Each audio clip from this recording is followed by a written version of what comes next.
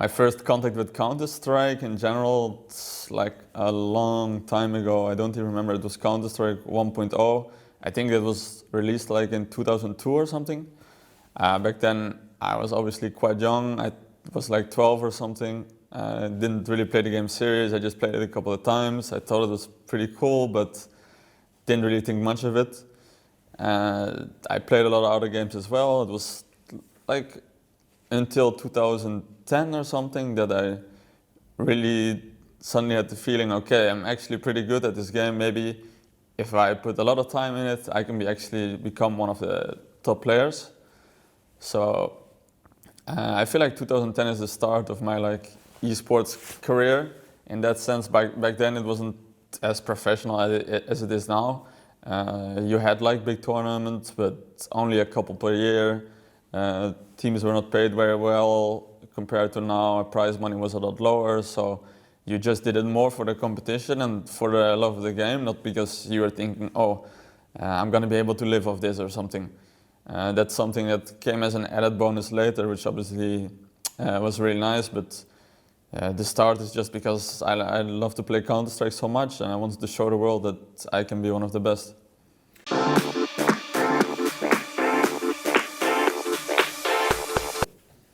I mean, for beginners, yeah, you definitely need to have fun playing, you need to have passion for the game. If you're just gonna try and play to earn some money off it, I think that's the wrong attitude, and it's gonna be really hard to actually enjoy the hours you need to put in and actually perform well. But saying that you have the passion for the game, I think a smart thing to do is first play a lot, kind of obvious answer, but second that is watch the good players or the players a bit above your level and actually try to think and realize, okay, they're doing certain moves, it's paying off, but why are they playing like that? Try to realize why did this guy throw this grenade? Why is he not good throwing this grenade? Or why is he moving here, moving there? And by that you learn to think about the game, and then you can actually improve your own skill level as well.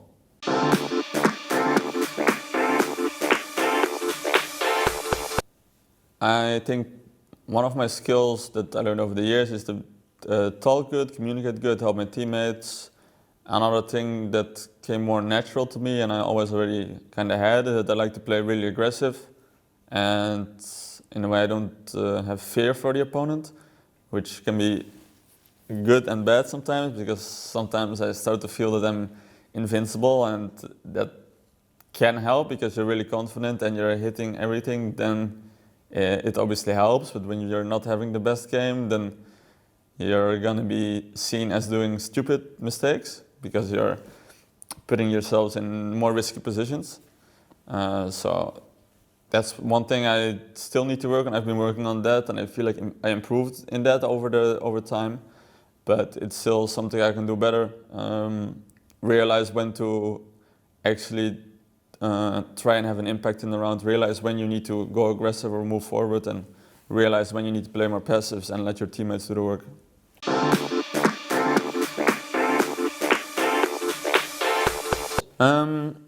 About training, I think it depends on the person and maybe on the time in your life. I feel like when you're younger, it's really easy to like play the whole day and just basically live Counter-Strike the whole day. You don't have many other obligations except for school or something.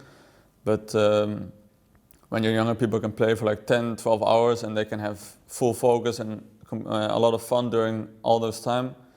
But later when you already played a lot, or some people have that earlier, that after, for example, 4, 5, 6 hours, you get a bit tired and you're not really that motivated anymore, and you're only playing because you want to get better.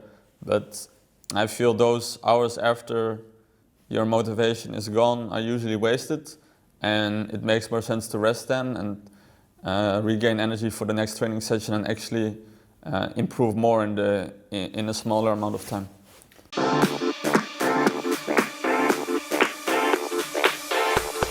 I mean, I think it definitely helps to be in physical shape, yeah. I mean, you don't need to be like some bodybuilder or anything, or be playing football a lot or tennis a lot, whatever.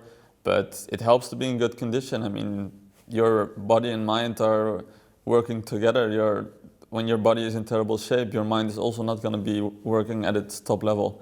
So it's definitely a good thing to eat healthy, to at least get some exercise, and you're going to see your game improve with it as well.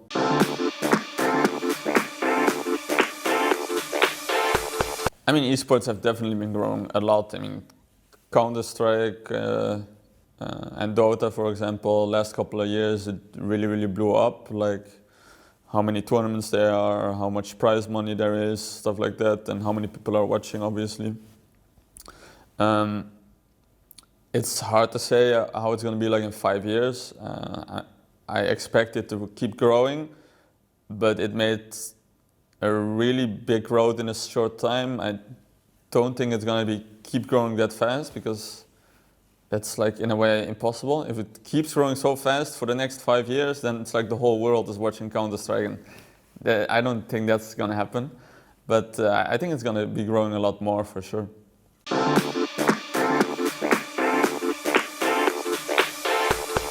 For sure, I feel super blessed to be a sports player. I mean, I never was the kind of guy to think like, oh, I want to be a pro player when I was like younger. At some point I realized, okay, maybe I could be a pro player, and I have a lot of fun playing, so why not try it?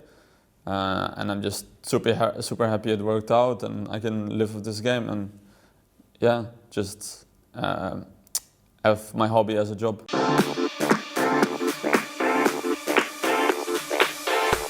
Well, when I was still in high school, my family wasn't that happy I was playing a lot of games. I had to do 1 year over because that wasn't only because of Counter-Strike. I was playing Counter-Strike and other games, but I was just spending too much time behind the computer.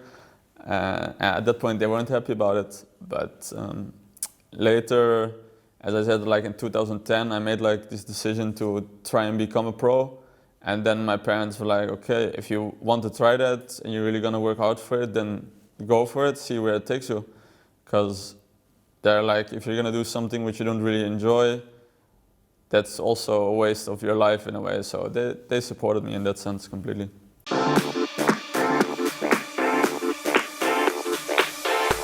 My parents usually actually they've been to ILSA 1 Cologne now 3 times, I think.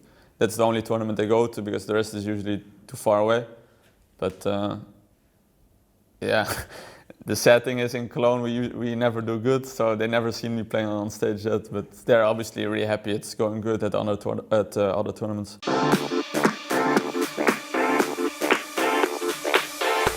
I feel I recognize the audience in a way that it helps me, because it gives me like more energy. It makes me feel like every round that I play, every frag that I make, every move that happens, it's just more important. And it's just a different kind of feeling when you're playing, you're winning rounds and everybody's screaming and stuff and shouting. It really makes you feel that the game matters more.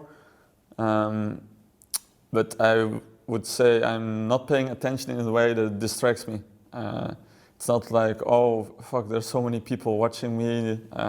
I need to do my best now or something. I'm not affected by it in that way. So I don't know, I just really enjoy the feeling, because it makes it feel like it matters more.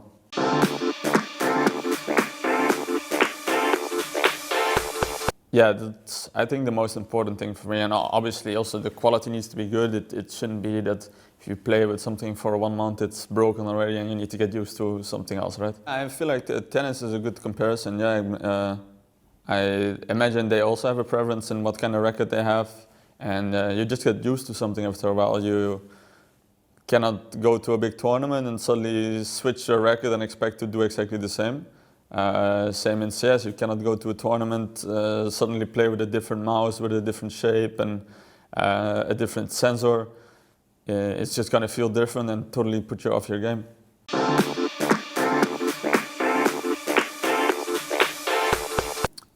Yeah, for sure. I mean, I think if you're playing with inferior equipment, you're definitely going to be a step behind of other teams.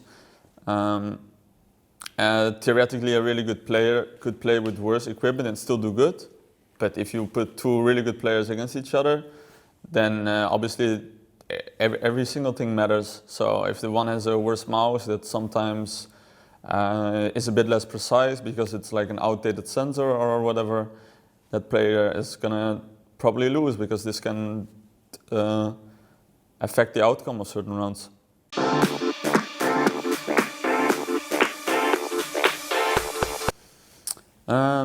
What makes a good mouse for me? I would say the mouse clicks need to be good, like it needs to be not too easy to press, not too hard.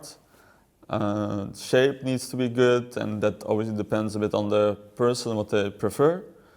The cable needs to be not too, how to say it, strong or tough to move, because you need to be like really able to make fluid movements, and if it's not that good of a cable, that can be hard. And as I mentioned before, sensor is super important. You need to have a sensor that's always going to be performing good, even when you make fast movements. It always needs to be the same. So.